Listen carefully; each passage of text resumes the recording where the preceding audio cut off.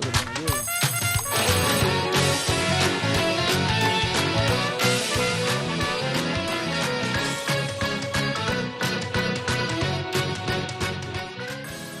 Boa tarde pra você. Começou. Cadê a cornetinha? Agora a cornetinha. Aê!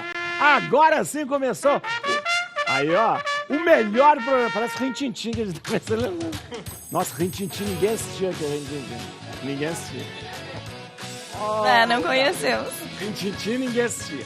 Ó, começou o melhor programa da tarde, porque não tem pra ninguém o melhor programa. Pode procurar em qualquer televisão, você não vai achar esse programa maravilhoso.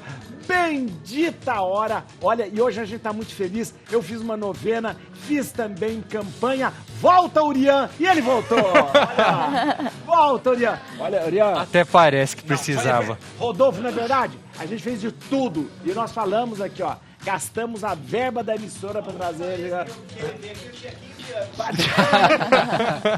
Tivemos que pagar Uber, tivemos que pagar... Tá aqui, ó. Não. Obrigado, Urian. Prazer, é uma honra estar aqui com você. Urian Fancelli com a gente aqui novamente. Pode aplaudir. Urian Fancelli, cientista político, analista político, uma das vozes mais respeitadas. E agora é comentarista oficial da CNN Portugal. É isso. Portugal, né? É Obrigado, verdade. Fred, por liberar. Não, brincadeira. Viu? Olha aí, ó, tá vendo? Obrigado. Imagina, uma honra. Olha, doutor Thales Wilson, também é difícil trazer aqui, olha. Doutor, obrigado, viu, doutor? Mais uma vez, padre, muito obrigado. É a palavra da harmonização facial no Brasil. É a referência que nós temos e também a referência confiável. Obrigado, doutor. É um prazer estar aqui, me sinto em casa. Muito bom. E a Bianca de Luca, olha, nossa nutricionista. Obrigado, senhor. Obrigada. Estreando com a gente e agora vai vir sempre com a gente. Estamos aqui, ó. Nicole Morihama. Obrigada. Morihama, olha que nome bonito. Nicole, obrigado, viu? Muito obrigado. Ó, a Nicole, ela é gerente-geral do Instituto Aliança contra a Hanseníase.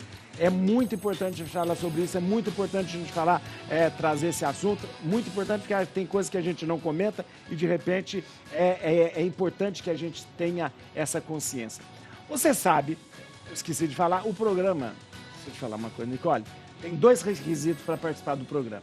Tem que ser inteligente, como vocês, e tem que ser bonito. Muito obrigada. Por isso a gente traz sempre o Thales. Se tiver feio, nós manda pra lá. Se tiver feio, a gente manda pro Thales. Ele já dá uma consertada aí. Quem tiver em casa pode prestar atenção que não é sempre que ele fala isso. Às vezes ele foca só na inteligência. Olha. É verdade, olha. Vamos lá, gente, vamos começar com o nosso... você pode participar com a gente, mandando sua pergunta, mandando sua opinião e mandando aí, ó, a sua sugestão. É só entrar no youtube.com/TV Rede Vida e manda ali no chat, Teve gente que... Falei, não é verdade? Teve gente que fez campanha na internet pra você voltar. A Vânia. Vânia Lima? Não. A Vânia... Pode mandar. Ai, meu Deus. A Vânia Beatriz. Vânia Beatriz falou assim, volta, Urian. Ela falou, por que não tá? Então, Vânia, o Urian está de volta. Isso. E quem quiser que o Urian fique, tá aqui. Vamos ler o nosso pensamento do dia para que a gente possa, os nossos filósofos, ó. Faça o melhor com o que tem e a felicidade encontrará você. É verdade, olha, faça o melhor com o que você tem. Ou seja, e a felicidade vai encontrar você. Você concorda? Concordo. Eu acho que a gente não tem que protelar a felicidade, né? Interessante. A gente tem que viver o agora e fazer acontecer com o que a gente tem. Esse negócio de viver agora é interessante, vem, né? É verdade. Sim. Tem gente que fica pensando muito, e até tem gente que fica pensando muito em morte. A gente morte é uma das coisas mais certas que você vai existir, né? certeza. É Não sei certeza, pra que ficar pensando nisso? Ela vai vir mesmo, estamos vendo. Até lá, viu? Eu gosto muito de uma tirinha do Snoopy, que ele fala pro Charlie Brown, olha, ele fala assim, um dia a gente vai morrer. Aí ele responde, e todos os outros a gente vai viver. É sobre isso. E todos os outros a gente vai viver. Interessante. Só um dia que a gente vai morrer. A gente... E evita ansiedade, né? Porque eu acho que muitas pessoas ficam preocupadas só com o futuro em vez de viver o presente. Isso vai causando essa insatisfação. E assim, a ideia da felicidade é que ela não é algo constante. A vida nossa, Verdade. né? Feita com momentos de felicidade. Exatamente. São Você felicidade. saber aproveitar cada momento, ser grato. Verdade mesmo, verdade. Vamos lá. Felicidade de repente, para cada pessoa é uma coisa. Felicidade é a gente fazer uma harmonização. Eu achei que ia ser uma coisa mais profunda. Vamos lá, você vai participar com a gente aqui, mandando a sua opinião. Na sua opinião, a felicidade pode ser comprada? Você pode... que negócio, você pode, com dinheiro você pode comprar felicidade, dinheiro compra felicidade, tá? Pode ser comprada a felicidade? Muito bem, vote no Instagram, ó, @programa Bendita Hora, a gente quer saber a sua opinião. Vamos lá, começar aqui, ó, gente, vamos ter aqui, descubra o que é exossomos,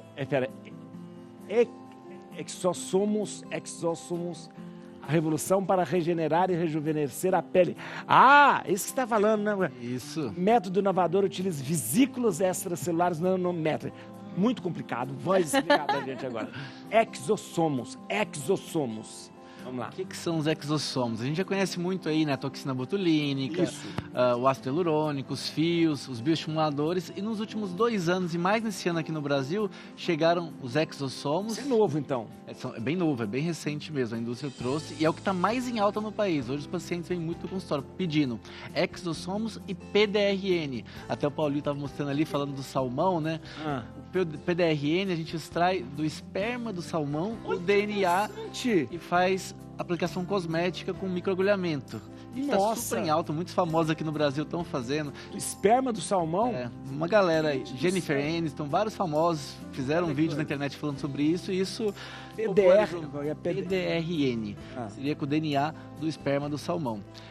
A gente tem que lembrar uma coisa muito importante, porque tudo é só cosmético, né? Não é injetável. Infelizmente, aqui no Brasil não tem registro para Anvisa, mas as pessoas estão aplicando injetável e isso não pode. Não tem estudos. Tenho bons resultados. Isso é um crime. Isso não pode ser feito. Mas o Brasil começa a avacalhar as coisas já. As coisas evoluem. Para as pessoas não tentarem tirar o esperma do salmão em casa. É verdade. Tem laboratório. Tem todo o processo. Lá na Coreia, eles têm fazendas, né? Igual você cria o salmão aí para fazer a comida japonesa, eles criam para extrair o DNA dele do esperma e produzir esses cosméticos aí que a gente aplica. O que eles fazem? Divide em duas formas, né? O esperma, que é o PDRN, e o exossomo. O exossomo, ele é uma medicina regenerativa que ele atua principalmente no envelhecimento celular. É como se ele reprogramasse nossas células. Interessante. É algo assim, em teoria é muito complexo e ele consegue melhorar muito os resultados que a gente já tem. O ano que vem a indústria prometendo um novo lançamento que seria os exossomos 2.0 e a gente está aguardando aí que seriam células ainda mais inteligentes. O PDRN, ele trabalha na inflamação que também contribui com sinais do envelhecimento. Isso. Então, onde tem colágeno, elastina, que a gente vai perdendo, se a gente associar os dois, a gente tem uma melhora muito significativa da pele, aquela pele que vai ficando ali seca, craquelada. Mas como é que é a aplicação do exossomo? Como a que gente passa ele na pele, é como um óleo, uma gotinha ali, a gente passa e a gente usa microagulhamento. O microagulhamento, que é negócio Pode ser aquele roller. Aquele rolinho. Isso. Vai fazendo uns furinhos, microfurinhos. Não e aquilo vai entrando na pele. Ele penetra e aí ele consegue agir nas 3 camadas da nossa pele. Deve ser muito bom, então. Muito legal. E o efeito você começa a ver logo assim? Com 15 dias você já começa a ver o efeito. Que isso? É bem legal. Dá um efeito meio glow, né? Meio filtro de Instagram, que as pessoas hoje gostam tanto, né? De fazer fotos com filtro. Mas qual que é a diferença do bioestimulador? O bioestimulador é mais profundo. A gente aplica ele profundo e ele vai vir de dentro para fora. Mas o exossomo, tanto quanto o PDRN, é medicina regenerativa. Ele realmente ele vai atuar rejuvenescendo tudo. O bioestimulador ele só vai produzir colágeno, mas ele não vai te deixar, em teoria, mais jovem. Mais jovem. Fazer esse sim. Então isso os dois, pode associar os dois, sim. Vai por dentro, faz o bioestimulador e taca lá. Lógico, vai de dentro para fora, vai de fora pra dentro. Esse é o grande boom da medicina estética aí em 2024. Você já faz isso? Eu ainda não fiz como paciente, mas deveria fazer. Não, mas você já... Já na clínica a gente já faz. Na clínica a sua já faz? Fazemos sim. Chega lá e fala assim, eu quero fazer exossomo, isso? É engraçado, né? Os pacientes chegam pedindo esperma de salmão. Eu quero assim, a pessoa já tá assim, com intimidade. Calma. Já tem intimidade com o salmão, já, olha. Que horror, olha. Aí a gente explica como que funciona.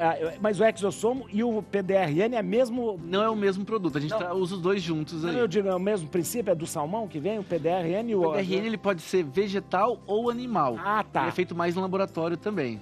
Desculpa, o Exosomes, né? O Exosomes. Acabei falando do PDRN. Ah, O PDRN que é do salmão. Ah, tá. Mas deixa eu te falar uma coisa, esse tipo de aplicação, e mesmo questão de microagulhamento, é importante, isso é feito na clínica e sob sendo supervisão do profissional. Isso. Ninguém pode comprar um rolinho de agulhamento e ficar fazendo isso não, né? Não deveria, né? O pessoal às vezes compra da China e chega, né? É E o risco disso. Shopee, meu Deus do céu. Exatamente. Cuidado. Até medicamento, né? Deixa eu Muito perguntar um sério. negócio. Pergunte. Não sei se é verdade. Que eu vi mais ou menos uma notícia, só que eu não estava com tempo, não cliquei para ler. Mas de uma mulher que foi fazer esse microagulhamento e ela tinha uma pinta no rosto com uma célula cancerígena que acabou espalhando para outras regiões do rosto e se multiplicou. Olha, tá vendo? Então, queria saber se isso é verdade e da importância de você ter um profissional muito capacitado para fazer isso, né? Eu não conheço esse caso especificamente, mas isso que você está trazendo é muito importante. Eventualmente um melanoma, até um melasma, que é algo muito mais popular, se não for bem tratado, você pode piorar muito a condição daquele paciente. Então, sim, não fazer em casa e fazer com um profissional. O profissional vai falar, você pode fazer, você não pode fazer. Você falou, você pode fazer microagulhamento, você não pode fazer microagulhamento. Pacientes com históricos de queloide, tem algumas restrições aí. Para fazer. Interessante. Olha, mais novidade, então, olha. Isso, e ainda vai ter, e o ano que vem vai ter o 2.0. A indústria na Mais Coreia, forte, teve um congresso semana lá na Coreia, semana passada, e eles são, nossa, tudo de cosmética. É impressionante o quanto eles estão desenvolvidos. Assim. Nossa, mãe. Vamos lá, mais uma notícia aqui, gente. Qual a diferença entre fome e insegurança alimentar? É uma contradição de fato. Um país que se define como celeiro do mundo tem milhões de pessoas com insegurança alimentar grave, ou seja, passando fome. Diz professora da Faculdade de Saúde Pública da USP. A nossa nutricionista, fome e insegurança alimentar são coisas diferentes. São diferentes. Primeiro vamos entender assim, o que é uma segurança alimentar, né? Antes da gente falar da insegurança, o que seria o ideal, né? Nós temos uma segurança alimentar. A segurança alimentar é quando nós podemos garantir para a população, para o indivíduo, que ele consuma um alimento em quantidade calórica, né, volume, e qualidade necessária para ele conseguir desenvolver, fazer as atividades dele, né? E que ele tenha também segurança no sentido que não esteja estragado, né? Ah, tá. Então precisamos de um alimento que tenha todo esse contexto. Uma coisa importante também, que nunca é falado, é que para a gente ter uma alimentação adequada, é importante também que a gente leve em consideração o contexto cultural daquela pessoa, né? E as condições de se alimentar. Então não adianta eu passar um cardápio ou dar uma alimentação, dispor uma alimentação para o indivíduo que não é o hábito dele, não é a rotina dele. Né? Não verdade. Nada. Porque comer tem que dar prazer, né? É verdade. Nutricionista tem marido de fazer isso também. Dá pra gente aqueles cardápios. Duas castanhinhas. Então. Onde eu vou arrumar isso? Aí compra, como que é? Xilitol. Onde eu vou achar xilitol? Tira umas coisas assim, né? Olha que o Rodolfo tá... Nossa! Sabia que a Bianca de Luca, ela é... Agora que eu tô vendo... Falou meu segredo. Da gestão do setor na rede de restaurante, Paris 6. Olha! Aqui quietinho, vocês. Nossa Senhora! Pior que eu fui lá esses dias. Nossa, que beleza. Olha, lá é muito olha... Tem um Paris 6 em na DOC. Embaixo, ali na Vaudeville e Classique. E tem agora o Vaudeville, o Classique, e agora tem o Empório também lá. Agora gente, esse Empório. Eu tô na tão esquina curiosa lá, pra conhecer. Olha, mas tem o Paris 6 também em outros lugares também. Tem vários lugares no Brasil todo. Tem uns 300. Eu que diga, porque eu rodava eles, né? Rodava, cada um. Meu Deus do céu. Bons tempos. Mas vamos lá, voltar no... Vamos falar de novo, mas assim, não tem relação ainda, né? Porque quando a gente falou da segurança alimentar e quando que é a insegurança alimentar?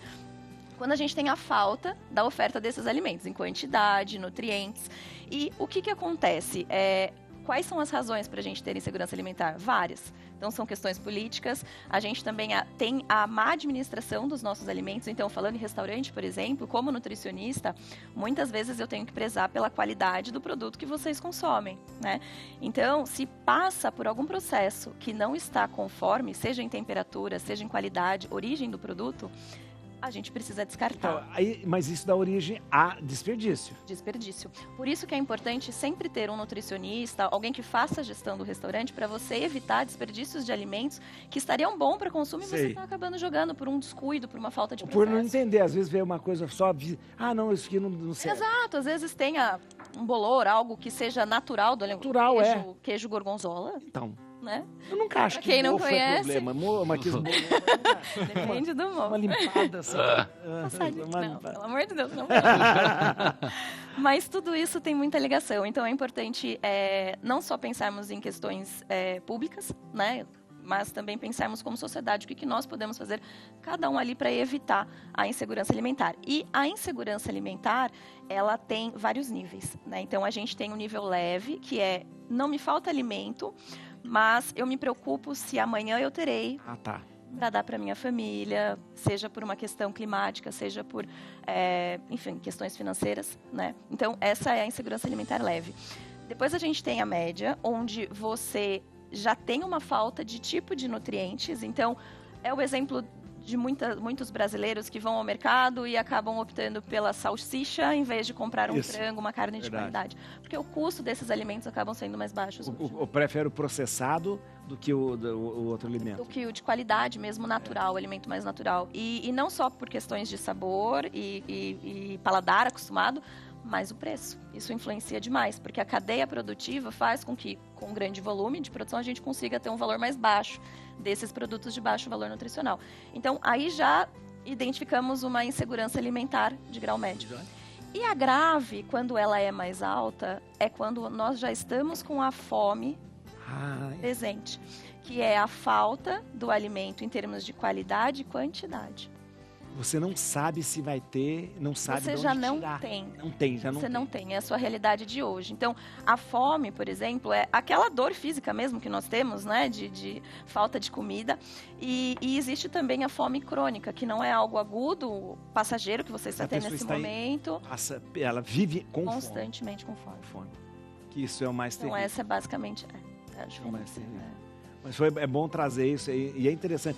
Mas é interessante, a gente falou dela do Paris 6 e tal, porque ela tem essa visão também, essa coisa do restaurante, essa visão sim. Porque existem muitos programas, né, para evitar esse tipo de desperdício e até reaproveitar de uma forma saudável. Nós temos, né? na época da pandemia, foi a época mais assim, pesada que nós passamos em termos na questão de restaurante, né? Reaproveitamento e desperdício. Fechado, tudo, gente, eram assim, geladeiras de alimentos que estragavam porque não tinha saída, não tinha consumo. A gente tem um hábito de consumo muito grande. Agora com o apagão também, né? Com o apagão também, também, verdade, com o apagão sem tem geladeira, né? A geladeira desligou e você perde, né?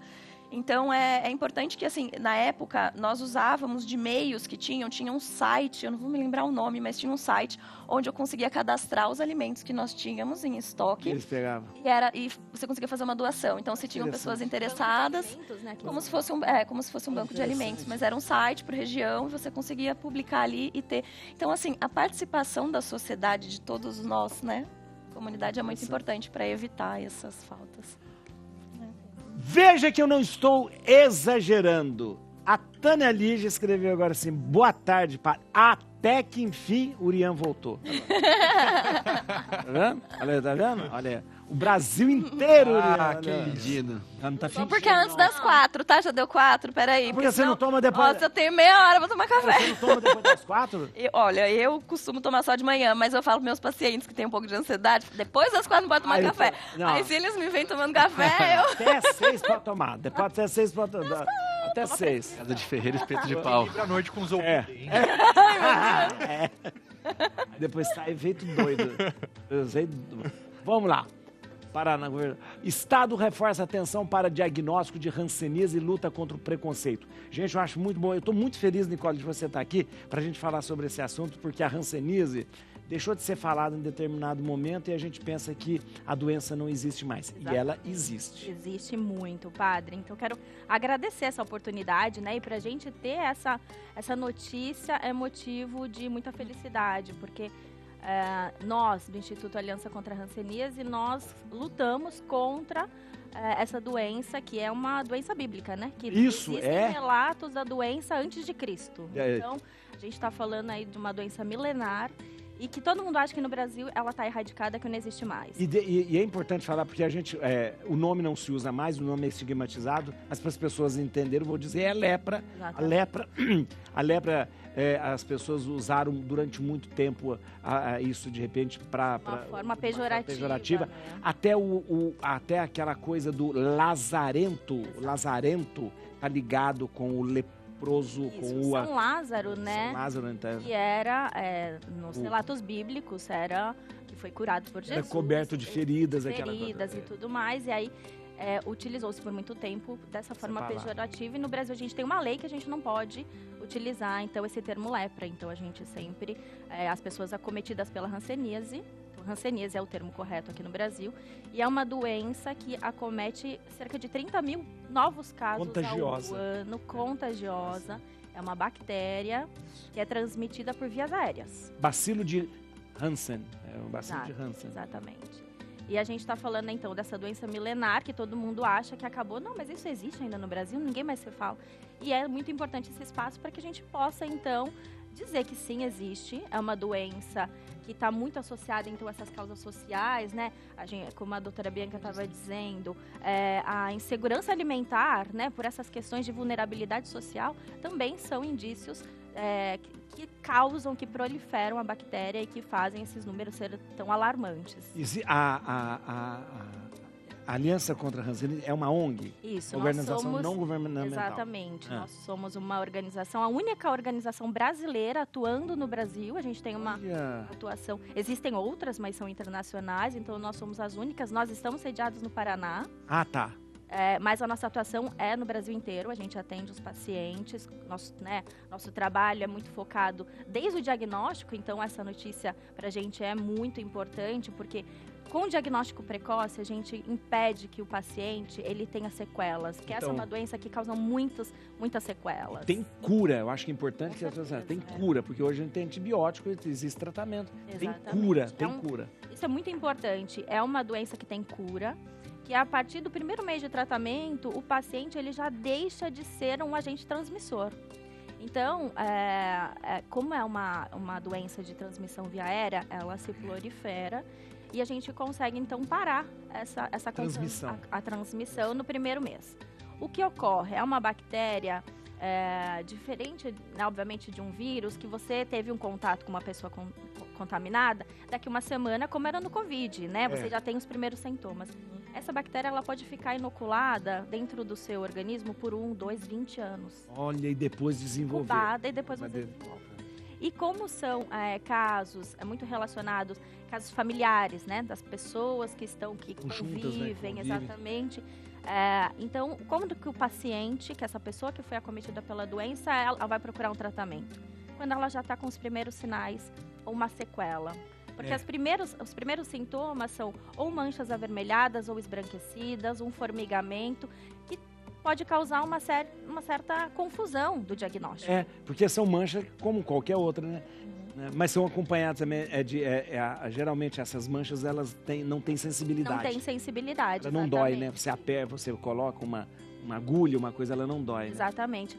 Por isso que, né, na década de 80, existiam aquelas campanhas de que as pessoas, às vezes, tinham uma propaganda na televisão que a pessoa estava cozinhando com a chama e não sentia, porque ela é uma doença que ataca os nervos, né, os nervos periféricos.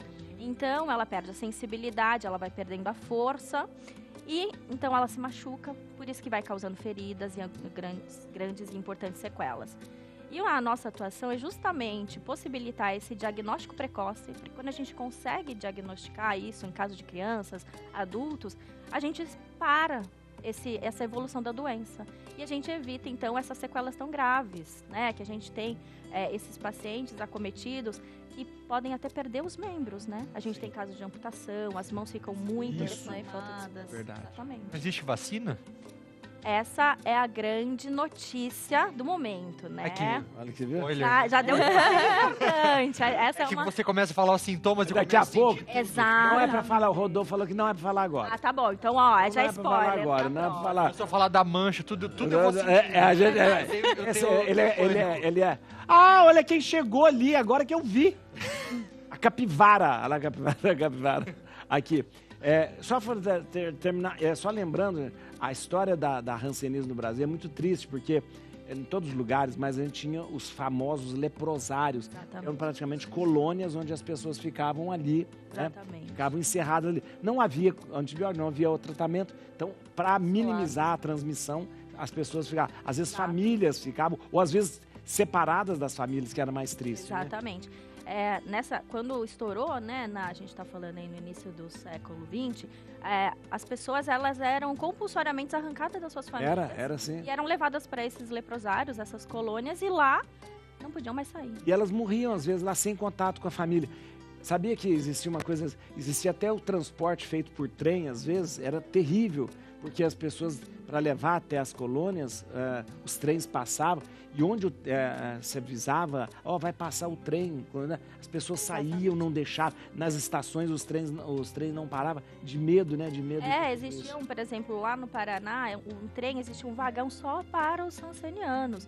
Então, esse vagão era fechado, ele parava na colônia de São Roque, né, que hoje tem o Hospital Dermatológico, e as cuidadoras, elas iam lá e tiravam os pacientes, quase que desovavam, né, os pacientes, e lá eles recebiam tratamento. Era muito e passavam a vida toda ali, naquele ambiente enclausurado, praticamente. Na Bíblia, só para terminar, Rodolfo, na Bíblia, pela lei mosaica, as pessoas que tinham lepra, né, eles tinham que usar um sininho,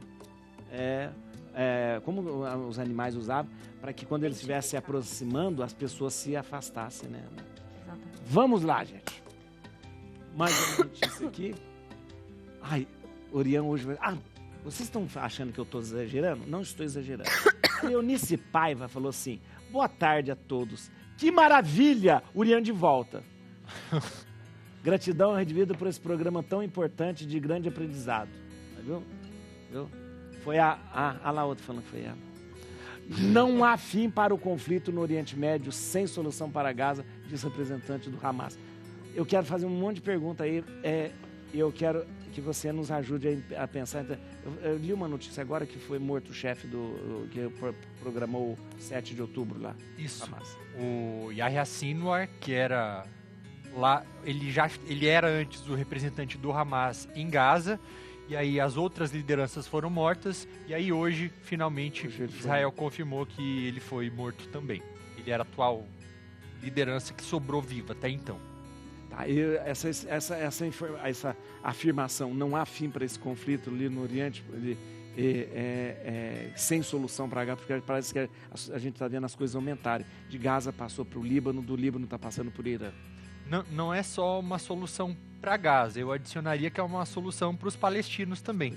Porque eu entendo que, por mais que Israel, como um Estado que foi atacado por um grupo terrorista no dia 7 de outubro do ano passado, então faz mais de um ano esse conflito, o Estado ele tem, sim, o direito de se defender, né, teve a sua integridade violada por um grupo, mas acontece que essa estratégia do que está ocorrendo não resolve o problema. Sim.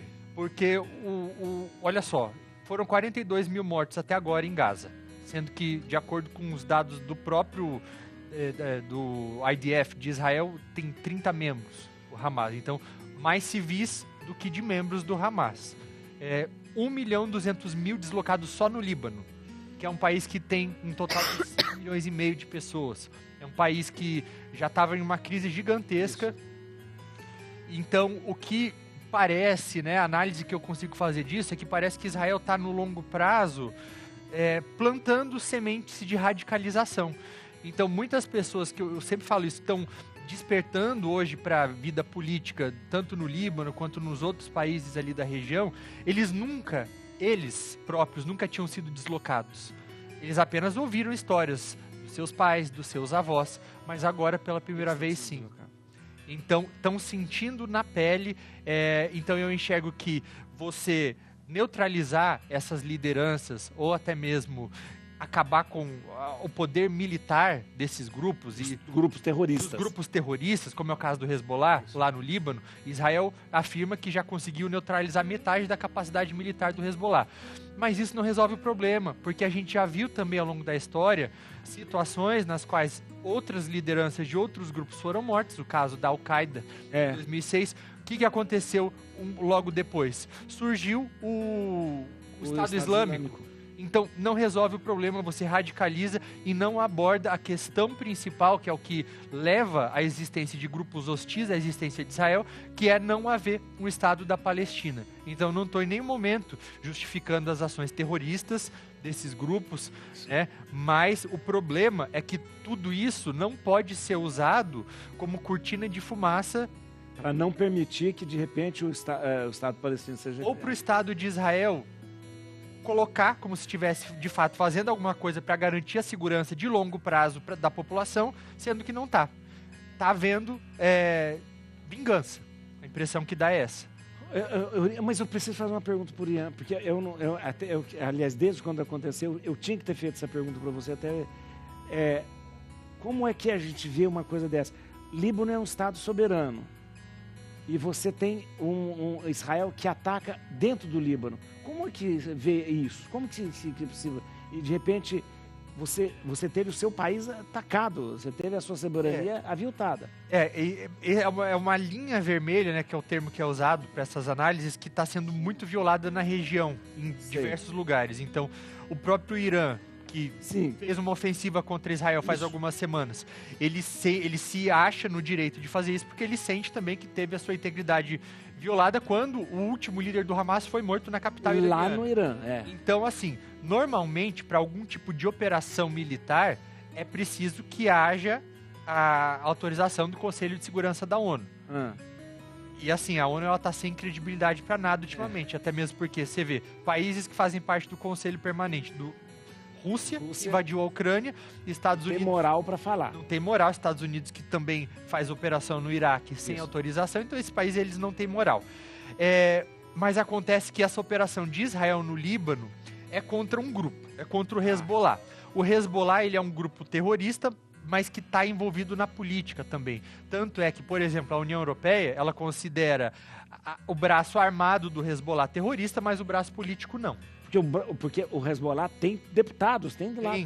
Tem membros do parlamento libanês. É um partido político. E o que Israel está fazendo agora, com o apoio dos Estados Unidos, não foi oficialmente autorizado pelo Conselho de Segurança da ONU e está cada vez mais sendo condenado por outros aliados. Itália, França também, tem alguns países já pedindo embargo de armas, a venda de armas para Israel.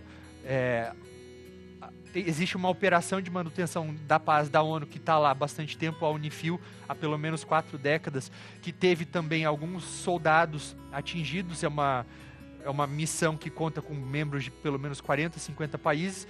Então, dá para dizer que tudo isso também, né, além de não estar resolvendo o problema, está tendo um impacto muito grande na reputação internacional de Israel.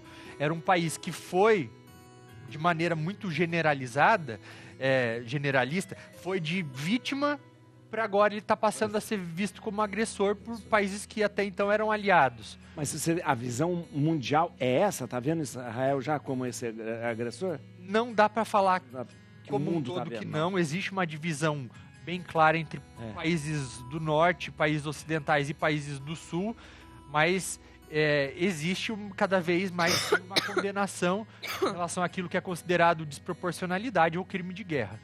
Nossa, tem até um navio que não estava podendo, eles estavam dando porto para nenhum navio, um navio que estava levando arma lá para... Eu sei.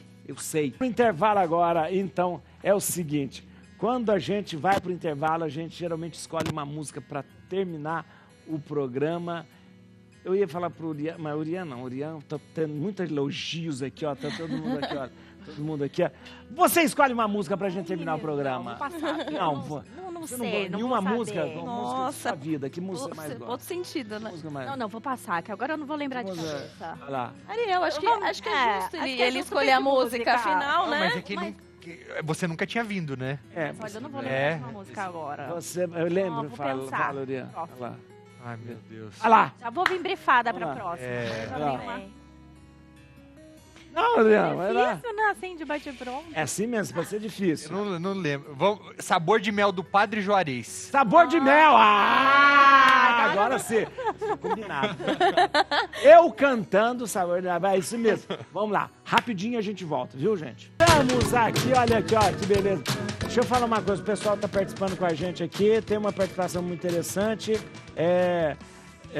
O R. Júnior fala assim, boa tarde, padre. Como posso doar para a causa da hanseníase? Eu acho que não é questão de doação, é questão de participação, como que é? Na verdade, assim, o nosso Instituto Aliança contra a Hanseníase é uma ONG sem fins lucrativos e a gente recebe doações porque a gente faz um atendimento gratuito para todos os pacientes, né? Tem nesse site aqui? Exato. Tá no esse site aí, ó, aal.org.br, não é isso? aal.org.br. O Instagram também tá ali, Aliança contra a Hanseníase, viu? Aí, ó, eu acho interessante, viu? Júnior, viu? E a Kelly Viveiros falou assim que a mãe dela teve hanseníase, ficou com sequelas porque perdeu a sensibilidade. Exato, essa é uma das... Mas tá muito bem, graças a Deus, tá muito bem, tá vendo? É importante ressaltar que o tratamento, ele é gratuito no SUS. Isso é importante, isso é importante. Não existe tratamento particular, é só via SUS. Só via SUS. É importante. Vamos lá, gente. Mitos e verdades sobre a toxina botulínica. A toxina botulínica é a mesma coisa que preenchimento? Botox pode deixar o rosto sem expressão? A aplicação de toxina botulínica é indolor? Tem um monte de coisa. As pessoas veem a pessoa, às vezes, com aquele beição, falam, botou Botox. Né? Não tem nada a ver, né? Não, normalmente não, padre. Isso é um clássico. Pessoal, não tem uma coisa, outra coisa, né? O Botox tem... A toxina botulínica, né? A marca comercial mais conhecida do Botox é muito recente. É da idade do padre. Tem 35 anos. Isso mesmo! Começou a ser aplicado no mundo, né? 89 foi o primeiro ano aí que surgiu o Botox. E realmente é muito recente. Hoje popularizou, hoje as pessoas conhecem, sabem o que é isso. Mas tem muitos mitos, né? Da duração. O pessoal fala, o Botox dura 6 meses. Fisiologicamente, ele dura 91 dias. Nenhum a mais, nenhum dia a menos. 91 dias, 3 meses. Só que isso é fisiologicamente. A expressão, ela pode durar mais. Tá. Tem pessoas que a expressão duram até 6 meses, que é difícil. Mas tem pessoas que fazem muita academia, que às vezes dura 40 dias, né? A expressão já volta com 40 dias. Ruga ou peso. E aí o que a gente conversou mais cedo, né? Exossomos, PDRN, eles podem associar que isso vai demorar mais para voltar a expressão. O fio de PDO também pode ser associado. Eu acho que o grande ponto, assim, da toxina botulínica, você tem muito medo, né? A toxina botulínica é uma toxina, né? É um remédio. Então, o veneno, para ser um remédio ali, é a dose, né? Aquela coisa que a gente fala ali. A toxina, ela pode matar numa dose alta. Isso. Mas o que a gente usa é muito pequeno, é muito seguro. Existe muito preconceito de ficar paralisado, né? Às vezes aquela coisa de paralisar. Tem pessoas que querem, mas a grande maioria não. A grande maioria quer uma coisa mais natural, um pouquinho de movimento. E quando dá aquela puxada de sobrancelha, ou então cai o olho também, mal aplicado, isso aí. Pode ser mal aplicado, mas não. Pode ser bem aplicado, mas o paciente colocou um capacete depois. Ele usou um secador de cabelo. Então, no dia que você faz o procedimento, não pode fazer. Não pode ter calor de jeito nenhum nas primeiras 4 horas, pelo menos. E também não consumir álcool. O álcool ele pode desencadear uma reação alérgica gravíssima que o paciente pode vir a óbito durante quanto tempo? Pelo menos 24 horas, que a gente recomenda. Não é que todo mundo que consome álcool vai ter uma reação, mas de cada 2.000 pessoas que consomem, 0,01%, uma pode ter alguma reação grave. Então a gente prefere que ninguém consuma. E aí você não pode pôr capacete, não pode pôr... mas lava a cabeça depois... Depois de 4 horas pode mas lavar. Nas primeiras 4 horas não deveria. Vai dormir 2 dias. É verdade. E o negócio de falar, não pode baixar a cabeça, pode? É a mesma coisa. O ideal é não baixar nas primeiras 4 horas, porque a toxina... 1h30 até 4 horas, ela pode estar internalizando. Se ela não internalizou, ela pode pegar outras regiões. E o Botox aplica onde no rosto? Em que parte? Pode ser no rosto todo, não? Hoje a gente fala em aplicação full face. A gente aplica full face? Do cabelo até bom esse negócio. O pescoço. Até o pescoço? Até o pescoço. Dá pra fazer? O que acontece? A gente faz muito no rosto, né, na testa, no terço superior, às vezes até no inferior, mas se não fizer no pescoço e a pessoa tiver essas fibras, né, que a gente chama do hook, bem fortes, essas fibras podem ficar jogando o pescoço para baixo, fazer boa ideia. E aí quando você faz aqui, o rosto sobe também. Muito interessante. E é mais, a pergunta que eu quero lá, Dói ou não dói? Não dói. Não dói. Você usa um gelinho, uma pomadinha. Pronto, não dói. Zero. Nossa Senhora, tem tanta coisa pra gente conversar. Plano Nacional de Abastecimento Alimentar garante segurança alimentar e sustentabilidade. Com 29 iniciativas e 92 ações estratégicas, o Planab vai facilitar o acesso a alimentos saudáveis e frescos e beneficiar produtores e consumidores. Ô, Bianca, eu estou gostando muito de falar com você, porque eu acho interessante, você está trazendo tanta informação interessante. Geralmente a gente olha para o nutricionista e fala, eu quero me faz um cardápio, né? Desse jeito. Mas eu acho interessante essas informações que você está trazendo para a gente. Obrigada. Plano Nacional de Abastecimento Alimentar. É um plano que existe no... Isso, ele veio ontem, né? No Dia da Alimentação. É o Dia da Alimentação. Muito bem comemorado. O que a gente estava falando muito, né, hoje era sobre a necessidade de termos planos governamentais focados nessa questão do abastecimento, de diminuir a fome, né? A fome é um problema mundial, né? Então, assim, não temos só no Brasil. E é um problema muito complexo que envolve participação do governo, da sociedade, dos produtores. E esse plano é muito legal, porque ele traz várias propostas, né? Então, ele não vai tratar só da questão do abastecimento do alimento, então, de como deixar ele disponível para a população, e isso muito focado na população de baixa renda, que está passando, né, por questões de insegurança alimentar que nós tratamos, mas também envolvendo questões que auxiliem o pequeno agricultor a estar conseguindo produzir. Porque hoje, o que a gente tem, né? Eu sofro muito consultório, assim, falando sobre alimentação saudável, a maioria das pessoas vem com aquela questão, aquela necessidade de comida pronta. Minha rotina é corrida, eu não tenho dinheiro, eu não tenho tempo, todo mundo é assim. E eu entendo, é uma realidade, também passo por isso. Então, nós, como sociedade, governo, nós temos que criar estratégias para fazer com que os alimentos naturais sejam mais acessíveis. Porque o alimento que é mais natural, os orgânicos, eles são bem mais caros, né, do que os... Muito mais caro. E tem essa cultura, porque a gente não está sabendo onde encontrar. Então, essa política, que se eu não me engano, não me falha a memória, porque veio ontem, hein, gente? É de 2025 a 2028. Então, ela vai assessorar, dar subsídios para os pequenos produtores para produzirem esses alimentos de melhor qualidade, né? Orgânico. Interessante isso. Então, o pessoal vai produzir coisas de melhor qualidade, né? Para ficar mais acessível. Com certeza. Para ficar mais acessível. Com certeza. Interessante. Vamos lá. Aqui, olha. Mas a Anvisa autoriza testes de vacina inédita para hanseníase. Opa! Instituto Oswaldo Cruz, olha, que será o responsável pelo ensaio. Exatamente. Olha, essa é a novidade. Tá vendo aí, ó. Exatamente. Então vai ter testes para vacina. Essa é uma grande novidade que saiu há 3 dias. A gente vai ter agora uma fase de ensaio clínico de uma vacina. Vacina, como você sabe, né, é um processo muito longo. Começou isso em 2002, nos Estados Unidos. A vacina não é brasileira? Não, na verdade ela está sendo feita por um conjunto de organizações nacionais e internacionais. Aqui no Brasil é a Fiocruz, que está liderando essa pesquisa. E para a gente é ótimo, um motivo de comemoração. O Brasil, numa escala mundial, nós somos o segundo país com o maior número de casos de hanseníase. Segundo? Maior no mundo. O primeiro tem, você sabe qual que é? Índia. Mas dadas as proporções da quantidade da população, a gente tem mais casos. Aqui no Brasil é uma notificação compulsória, então a gente consegue mapear esses pacientes. Então, o que a gente, a comunidade toda, né, da hanseníase está em comemoração agora é por conta dessa nova vacina, mas que a gente tem que tomar, tem um entendimento global ali, porque é uma fase de teste, é um ensaio clínico, né? É numa fase muito inicial desse processo, a gente está falando já de 22 anos, mas é uma fase inicial. A primeira fase foi nos Estados Unidos e agora a gente começa a testar em humanos saudáveis no Brasil, no Rio de Janeiro. Né? Então vai ser essa etapa. É importante a gente alinhar as expectativas, né? Quando a gente ouve, tem uma vacina autorizada na Anvisa, a gente acha que vai estar no postinho daqui a pouco para eu me vacinar. Tem todo um período. Mas tem um período de testes para ver, né, a eficácia, a segurança dessa vacina. Então a gente acha que daqui uns 5 anos isso vai estar muito mais adiantado.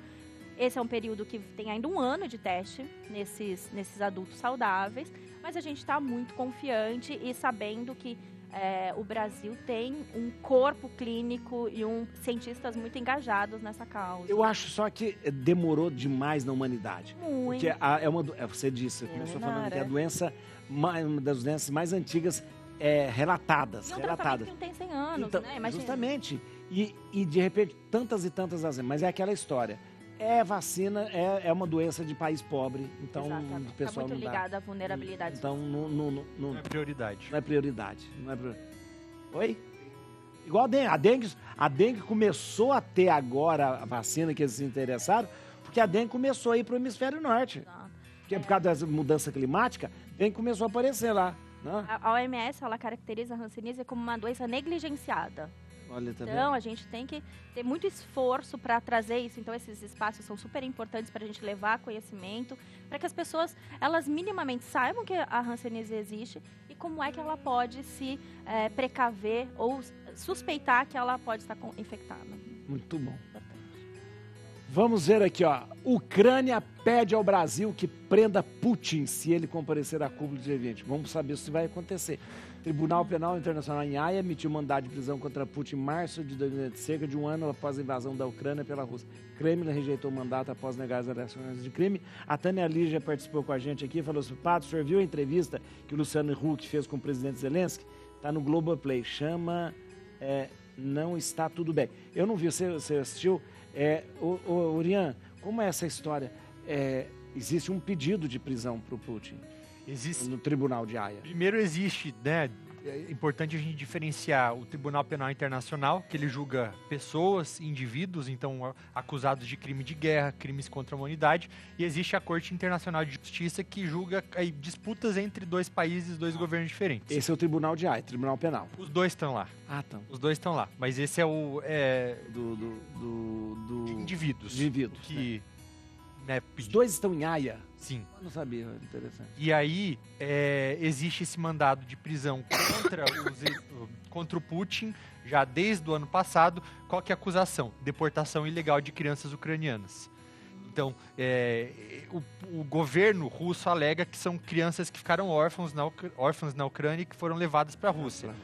Mas não, assim, há indícios de que, de fato, elas tenham sido capturadas, algumas com famílias, e pior, que elas não tenham sido devolvidas depois. Então, elas são aí mandadas para lugares para meio que se forjarem como crianças russas, para crescerem com a mentalidade russa do governo do Putin. É um fato, essas crianças foram, eles não negam. É um fato. E aí existe essa condenação, né? O mesmo tribunal que solicitou ainda, o procurador-geral, que é o Karim Khan, ele solicitou também o mandado de prisão pro Benjamin Netanyahu, de Israel, juntamente com também para os líderes do Hamas.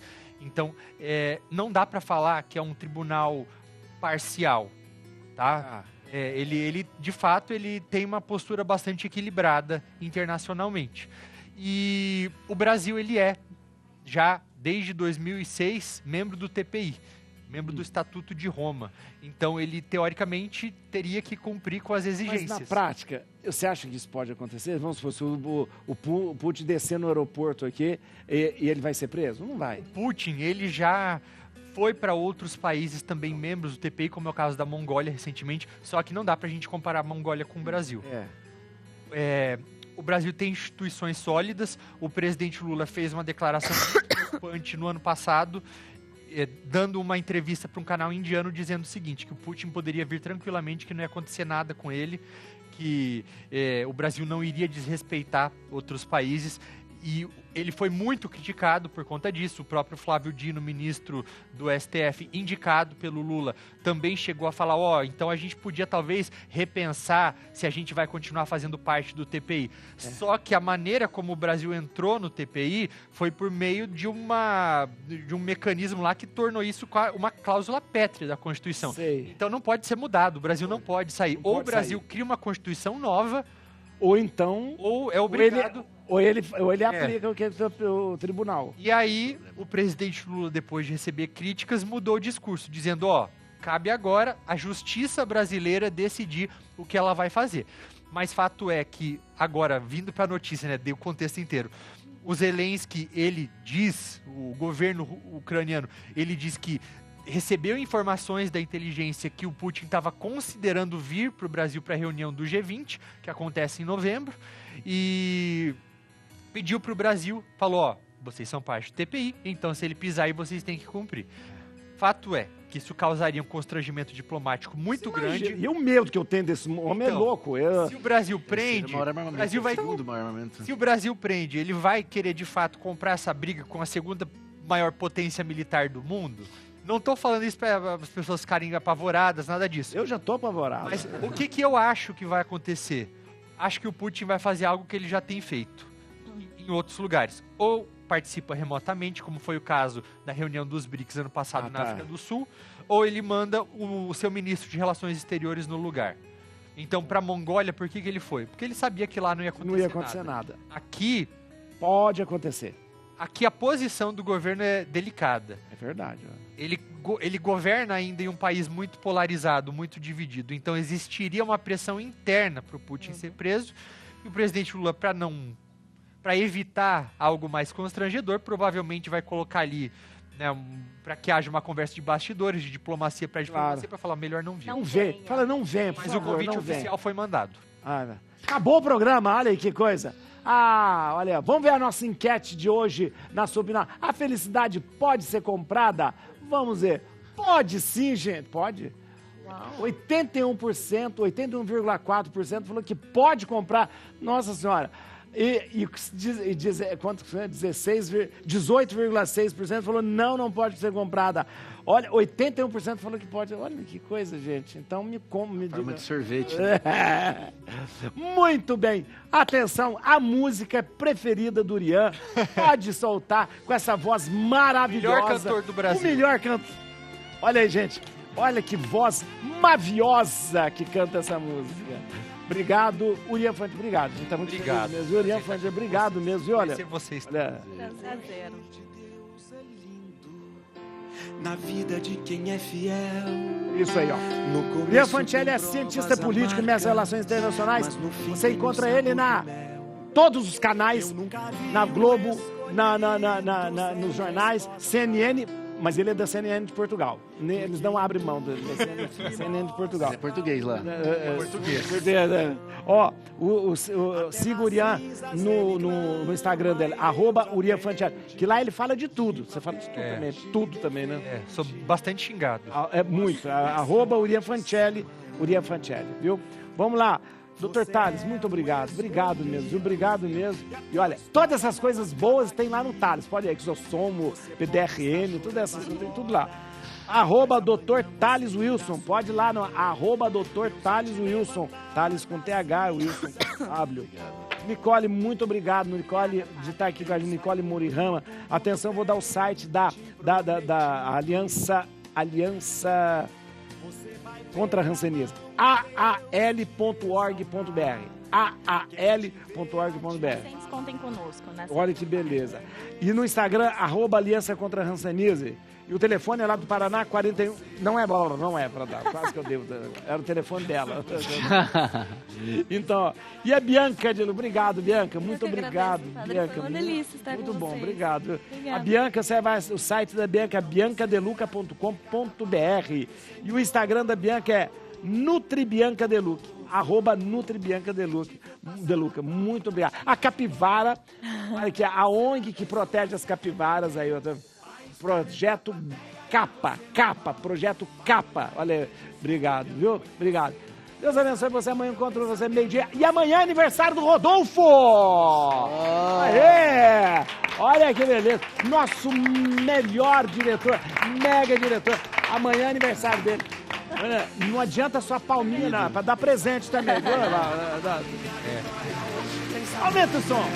Tem sabor de mel, tem sabor de mel. A minha vitória hoje tem sabor de mel.